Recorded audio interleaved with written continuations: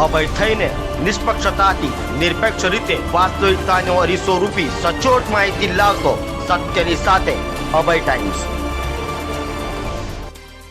સુરતમાં ઈદે મિલાદ અને ગણેશ વિસર્જનને લઈ શાંતિ સમિતિની મીટિંગ મળી હતી, જેમાં આગામી 16મીએ ઈદે મિલાદનું જુલુસ મુખ્ય માર્ગ પર ન કાઢવા નિર્ણય કરાયો હતો અને માત્ર ગલી મોહલ્લાઓમાં જુલુસ નીકળશે।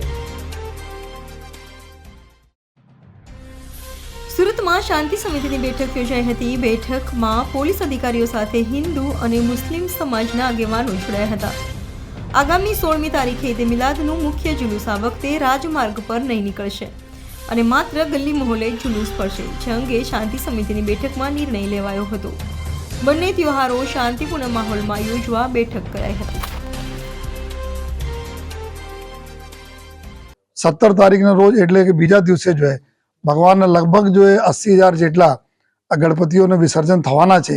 અત્યાર સુધી જો ડેલી જો મૂર્તિઓનું વિસર્જન થાય છે તો અમારા કુલ 12 જેટલા કૃત્રિમ તલાવ ઉપર જો કુલ કરીબ 6,500 થી વધુ મૂર્તિઓના ऑलरेडी विसर्जन થઈ ગયા છે અને अब 80,000 થી વધુ મૂર્તિઓ છે जो अपना 17 તારીખ રોજ अलग अलग વિસ્તારોમાં જશે।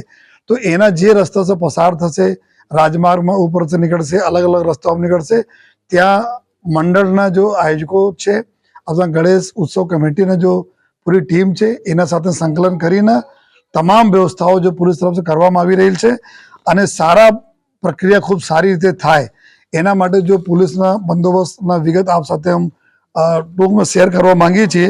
टोटल हमारा जो जेसीपी से लेकर सीपी तक हमारा कुल 5 જેટલા अधिकारियों છે, 16 જેટલા ડીસીપી છે, 34 જેટલા हमारा असिस्टेंट कमिश्नर पुलिस રહેશે અને 130 પીઆઈ, 320 પીએસઆઈ और पुलिस होमगार्ड અને ટીઆરબી બધા મળાઈને करीब 15,000 થી વધુ हमारा जवानों, पुलिस जवानों અને हमारा जो सहभागी होमगार्ड અને जो टीआरबी હોય છે, આ 15,000 થી વધુ લોકો जो डिप्लॉयड રહેશે આ પૂરે બંદોબસ્તમાં।